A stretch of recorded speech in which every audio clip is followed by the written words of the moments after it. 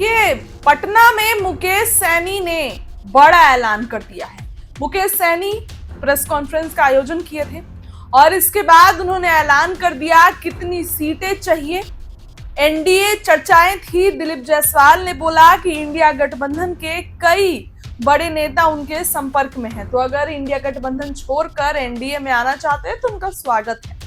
मुकेश सैनी को भी लेकर चर्चा थी कि 60 सीटें नहीं मिलेंगी तो आ सकते हैं, लेकिन मुकेश सैनी ने इस मीटिंग में, इस प्रेस कॉन्फ्रेंस में सब कुछ ऐलान कर दिया है कि कितनी सीटें मुकेश सैनी को चाहिए और डेप्यूटी सीएम मुकेश सैनी बनेंगे, ये हर जगह बोल रहे थे, लेकिन इस पर मुकेश सैनी कुछ नहीं बोले। देखिए, कल इंडिया गठबंधन की पटना में एक बड़ी मीटिंग है। ऑब्वियसली इंडिया गठबंधन का पार्ट है वीआईपी, तो वीआईपी क्यों नहीं इसमें शामिल होगा।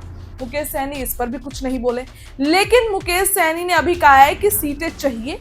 उन्होंने फिर भी ये कहा है कि सीटें तो चाहिए और सीटों पर चुनाव लड़ेंगे, तो 10 या 20 सीटों पर नहीं मानेंगे मुकेश सैनी। मुकेश सैनी को 60 सीटें ही चाहिए और नहीं तो फिर दिलीप जायसवाल ने तो खुलासा किया ही है। अब आपको सुनाते हैं कि मुकेश सैनी ने क्या कुछ ऐलान किया है सीटों को लेकर, डिप्टी सीएम बनने को लेकर, और कल महागठबंधन की बड़ी मीटिंग रखी गई है, उसको भी लेकर मुकेश सैनी ने बड़ा ऐलान किया है। पटना में ही उनकी एक प्रेस कॉन्फ्रेंस थी और इसी में मुकेश सैनी को इतने दिन से जो सभी बातें चल रही थी सब पर पूर्ण विराम लगा दिया है मुकेश सैनी ने। अब क्या कुछ कहते नजर आ रहे हैं मुकेश सैनी, उनकी बात सुनिए। देखिए, कल महागठबंधन का बैठक होने वाला है बिहार में और हम लोग बैठेंगे और कितने सीट पर लड़ना है, डिमांड करना, वो तो गठबंधन के प्लेटफॉर्म पे करना है और जब गठबंधन के प्लेटफॉर्म पर स्वीकृत हो जाएगा तो आप लोगों के बीच में आपको इसकी जानकारी हम लोग दे देंगे। हम लोग बहुत ही कंफर्टेबल है, हमारे पास 243 सीट है और हम सब मिलकर मजबूती से 243 पे लड़ेंगे और सब सीट पर जीत हासिल करेंगे और बिहार में तेजस्वी प्रसाद यादव के नेतृत्व में हम अपनी सरकार बनाएंगे। सैनी जी, दिलीप जायसवाल ने कहा है कि इंडिया गठबंधन के एक बड़े नेता उनके संपर्क में हैं। क्या आप उनके संपर्क में हैं? देखिए, हम भी सुने हैं, भारतीय जनता पार्टी पहले से ही परसेप्शन बनाते हैं, वो पहले से ही वो अपने आप को कमजोर समझते हैं। उनको पता है कि मेरे नैया पार नहीं लगने वाला है 2020-25 तो इसलिए वो लोग हमारी इंतजार कर रहा है।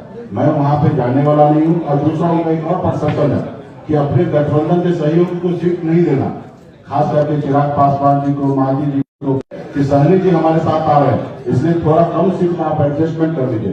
तो मैं चिराग पासवान जी को भी मैं कहना चाहूंगा आपके माध्यम से कि आप मजबूती से अड़े रहिए।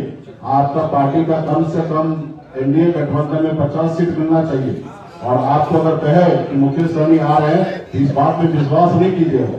क्लियर है कि वीआईपी पार्टी खास करके एनडीए में तो दूर दूर तक नहीं जाने वाले, महागठबंधन में है और अपनी हम लोग सरकार बनाएंगे। और मांझी जी से भी आग्रह करते हैं, उपेंद्र जी को कह रहे हैं कि मांझी जी अभी 35-40 सीट मांग किए हैं, तो 35-40 सीट तो मैं मानता हूँ कि ज्यादा है, लेकिन कम से कम 20 से 25 सीट उनको मिलना चाहिए।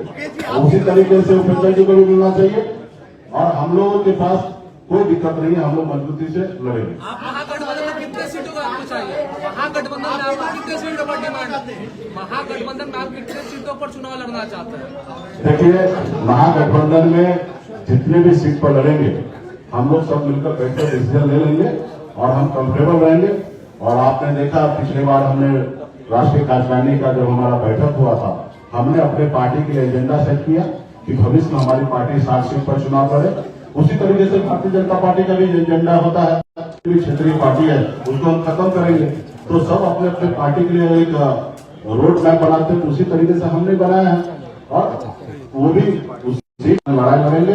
गरीब, पिछड़ा, दलित सभी समाज के हर वर्ग के लिए लड़ाई लड़ेंगे। और आपको तो आपने देखा कि मेरी लड़ाई जो है दिल्ली के सरकार से आरक्षण की लड़ाई है, जिसके लिए मैंने सब चीज को त्याग दिया। मंत्रिमंडल हमारे छीन लिए गए, हमारे विधायक ले लिया गया और फिर अभी कुछ किस मुंह से वो लोग हमको बुला रहे हैं, हमको उनपे तरस आ रहा है कि इतना सब चीज करने के बाद भी वो अभी भी मेरे इंतजार कर रहा है। तो ये कहीं ना कहीं उनको दर्शाता है कि राज्य में वो लोग कमजोर है। एक तरफ प्रशांत किशोर जी उनको डैमेज करेंगे, बहुत सारे लोग हैं, जाति धर्म के लोग हैं जो अभी उनको पसंद नहीं कर रहे हैं। 20 साल पुराना सरकार है और नीतीश जी के नेतृत्व पे निश्चित तौर पे सब लोग परेशान हो चुका है कि अभी के युवक सरकार चाहिए और युवा सरकार हम ही लोग देने वाले हैं। तो इसलिए मजबूती से महागठबंधन में हम लोग सरकार बनाएंगे। कल की जो बैठक होगी वो इम्पोर्टेंट होगी आपके भविष्य के बारे में भी, क्योंकि मुख्यमंत्री का चेहरा हमारे भविष्य के लिए छोड़ दीजिए, नहीं डिप्टी सीएम का भी चेहरा तय होगा। हम लोगों के लिए अपने भविष्य का चिंता नहीं है। अगर भविष्य का चिंता होता तो भारतीय जनता पार्टी का बात मान के हो सकता मैं सीएम का चेहरा होता, लेकिन हम अपने भविष्य का चिंता नहीं करते। हम अपने विधायक को तोड़वा लिए, पार्टी तोड़वा लिए, हम मंत्रिमंडल से बाहर निकल गए। हमारी फिक्र जो है सिर्फ बिहार का हर युवा, हर किसान, हर मजदूर का